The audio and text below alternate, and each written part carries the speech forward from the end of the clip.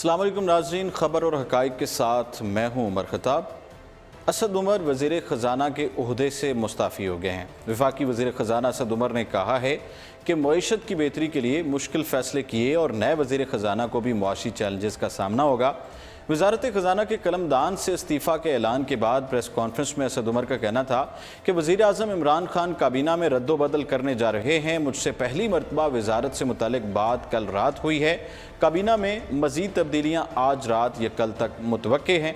असद उमर का कहना था कि वज़ीर आज़म ने मुझे तवानाई की वजारत की पेशकश की है, तहम काबीना से अलग होने का मकसद ये बिल्कुल नहीं कि मैं इमरान खान के साथ नहीं, मैं उनके नया पाकिस्तान के विजन को सपोर्ट करने में हमेशा उनके साथ हूँ, रहूँगा। उन्होंने कहा कि 18 अप्रैल 2012 की अगर बात करें तो मैंने पाकिस्तान तहरीक इंसाफ में शमूलियत इख्तियार की थी और PTI के साथ 7 साल का ये सफ़र बहुत अच्छा गुजरा। इस पर बात करने के लिए अभी हमें ज्वाइन किया है सलमान आबिद साहब, सीनियर जर्नलिस्ट तज्ज़ियाकार हमारे साथ मौजूद हैं। अस्सलाम वालेकुम सर।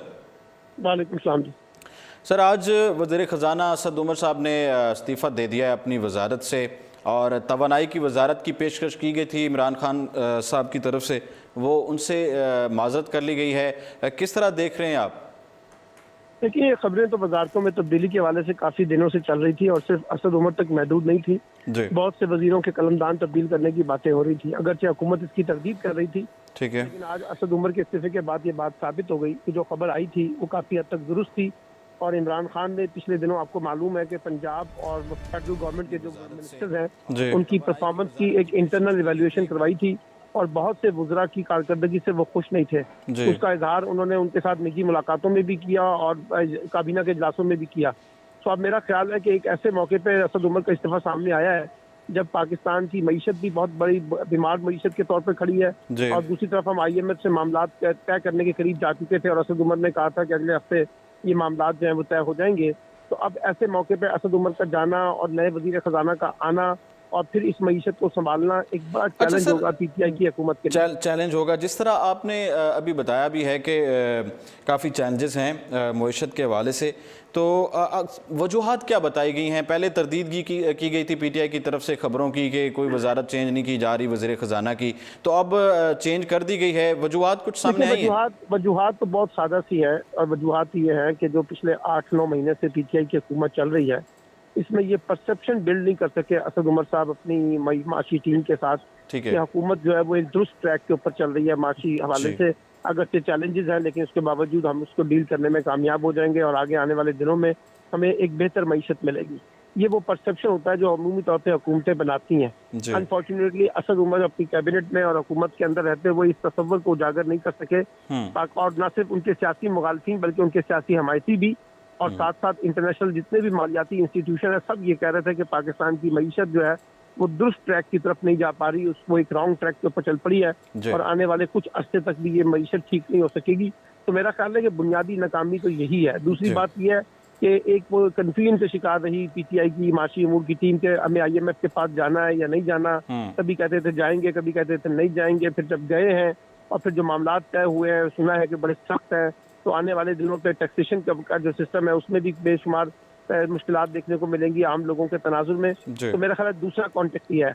और तीसरा उनकी वजूहत ये है कि कुछ पार्टी के अंदर ऐसे लोग थे जो अपना इनको असद उमर को पसंद नहीं करते थे। खुद जहांगीर तरीन साहब निजी महफिलों में भी और प्राइवेटली भी और मीडिया के सामने भी कह चुके हैं कि हुकूमती माशी पॉलिसी की डायरेक्शन दुरुस्त नहीं है और वो असद उमर को तनकीद का निशाना बनाते रहे हैं।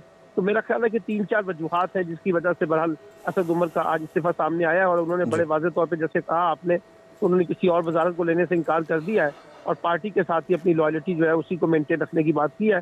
तो मेरा ख्याल है अब वो सारा बोझ जो है वो आने वाले नए वफाकी वजीर खजाना पे पड़ेगा और देखना होगा कि वो इन तमाम चैलेंजेस से जो असद उमर नहीं डील कर सके उसको वो कैसे डील करते हैं। लेकिन यहाँ एक बात ध्यान में रखिए कि ये नाकामी सिर्फ असद उमर की नहीं है, खुद इमरान खान साहब की भी नाकामी है बतौर प्राइम मिनिस्टर। उन्हें भी ये तस्लीम करना चाहिए कि वो माशी अमूर के मामलात में जिस तरह से दावे किया करते थे वो चीजें साबित नहीं हो सकती। अच्छा, वो तो ठीक है, लेकिन कौन होगा नया वजीर खजाना? बहुत सारे नाम सामने आ रहे हैं। उमर अयूब को भी तलब किया है इमरान खान साहब ने। जी, उमर अयूब का नाम आया है, हफीज पाशा का नाम है, डॉक्टर सलमान शाह का नाम है। ये 3 नाम ही के सामने इस वक्त बातचीत चल रही है। मेरा ख्याल है कि इन तीनों में से कोई एक नाम होगा। मैं जाती तौर पे तो समझता हूँ कि डॉक्टर सलमान शाह जो है वो ज्यादा तजर्बाकार है। अगर वो आते हैं कुछ ज़्यादा बेहतरी, क्योंकि मुशर्रफ दौर में भी उन्होंने जो वफाकी वज़ीर ख़ज़ाना के तौर पर जिम्मेदारियाँ दी थी तो बहुत बेहतर तरीके से मामला को चलाया था। उमर अयूब में अभी वो एक्सपीरियंस नहीं है जिस किस्म का एक्सपीरियंस जो है डॉक्टर सलमान शाह के पास है या हफीज़ पाशा के पास है। जी अच्छा, ये वफाकी कबीना में आज रात या कल तक कुछ वज़रा की तब्दीलियाँ हो सकती हैं, कुछ को फारिग भी किया जा सकता है, कुछ ऐलानात किए जा सकते हैं, ऐसा भी असद उमर साहब ने कहा प्रेस कॉन्फ्रेंस के दौरान। क्या ये तब्दीली का खेल ही चलता रहेगा मौजूदा हुकूमत में? देखिए, इमरान खान साहब आपको याद होगा जब प्राइम मिनिस्टर बने थे तो उन्होंने कहा था कि जो वजारतें हैं वो परफॉर्मेंस की बुनियाद के ऊपर तब्दील होती रहेंगी, जो परफॉर्म नहीं करेगा उसको घर जाना पड़ेगा। तो मेरा ख्याल है कि इस 8-9 महीनों में उन्हें एहसास हुआ है कि बहुत से वफाकी गुजरा ने ना सिर्फ मुश्किलात कम नहीं की हैं बल्कि मुश्किलात में इजाफा बनने का भी सबब पैदा हुआ है। मसलन फैसल वाडा ने जिस किस्म की गुफ्तगू की है वो भी आपके सामने है। इसी तरीके से गुलाम सरवर खान साहब की जो है वजीर पेट्रोलियम, उनकी परफॉर्मेंस के बारे में बात हो रही है और बहुत से वजीर हैं, फिर पंजाब के अंदर वजीर हैं। तो मेरा ख्याल है कि अब इमरान खान उस स्टेज पे पहुंच चुके हैं जहां उन्होंने रियलाइज किया है कि उनकी अपनी टीम के अंदर भी बेशुमार खामियां हैं और वो उसको दुरुस्त करना चाहते हैं। तो ये उनका स्वाबदीदी हक है, बतौर प्राइम मिनिस्टर वो कर सकते हैं। लेकिन जो चैलेंज है वो चैलेंज ये है कि इन तमाम तब्दीलियों के बावजूद क्या इमरान खान की हुकूमत आने वाले चंद अरसे में एक दुरुस्त ट्रैक के ऊपर आ सकेगी या नहीं। सवाल ये पैदा होता है कि वजारत का कलमदान जो है वो बदला जा रहा है, नए वज़ीर ख़ज़ाना उसकी तैनाती की जाएगी, जो नाम सामने आ रहे हैं, आप क्या समझते हैं कि उसके मुस्बत नताज मुरतब होंगे पाकिस्तानी मईशत पर?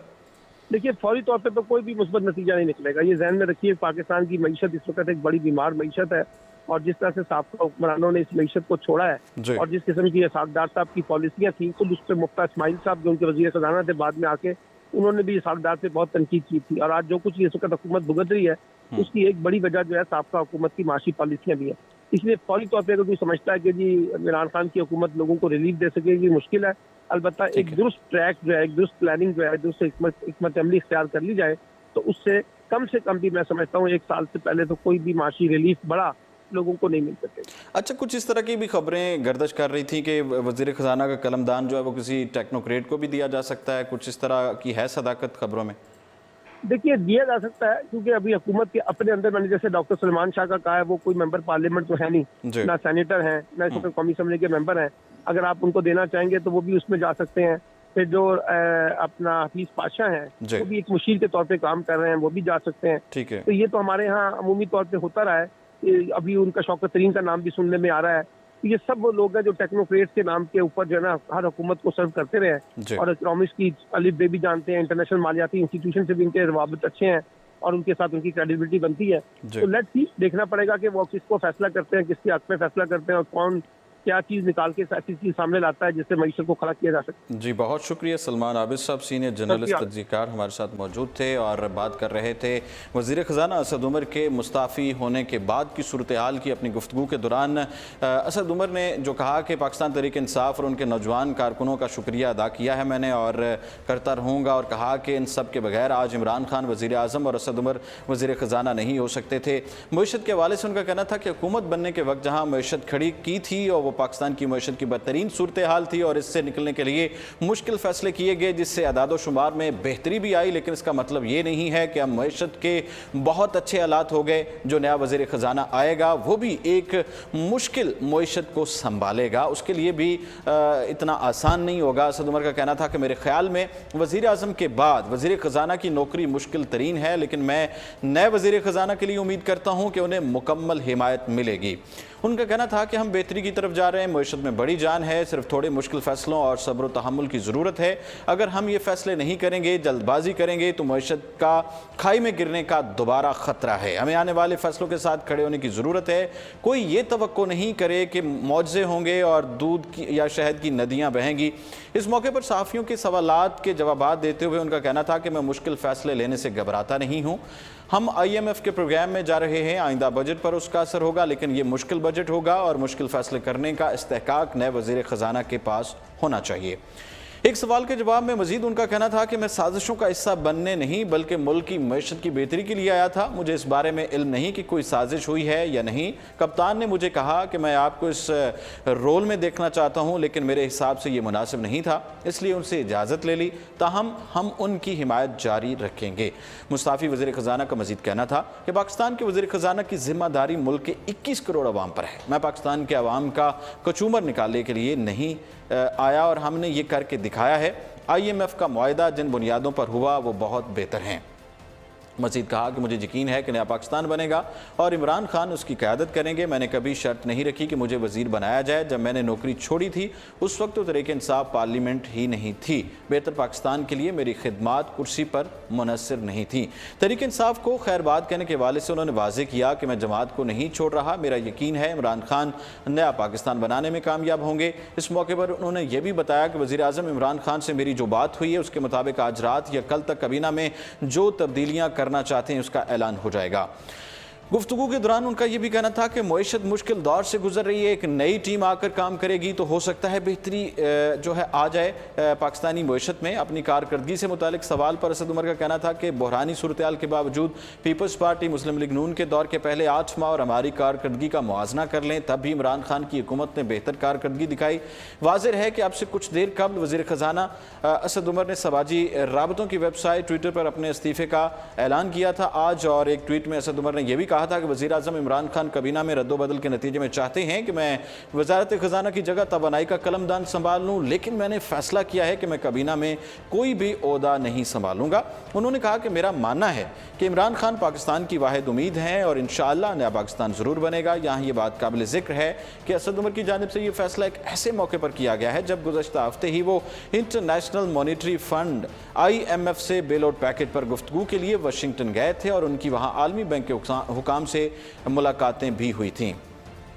ताहम इसी दौरे के दौरान उनको ओहदे से हटाए जाने और काबीना में अहम तब्दीलियों के हवाले से कयास आराइयाँ शुरू हो गई थी जिसे हुकूमत ने मुस्तरद कर दिया था। असद उमर की वज़ारत ख़जाना से अलहदगी पर अपोजिशन का शदीद तंज और तनकीद सामने आई है और वज़ीर ख़जाना असद उमर की जानिब से वज़ारत छोड़ने से मुतालिक बयान के बाद अपोजिशन की जानिब से रद्द अमल का सिलसिला जारी है। बिलावल भुट्टो जरदारी के तर्जुमान मुस्तफ़ा नवाज़ खोखर का कहना है कि कौम को मुबारक हो, पीपल्स पार्टी के मुतालबे पर हुकूमत की पहली विकेट उड़ गई।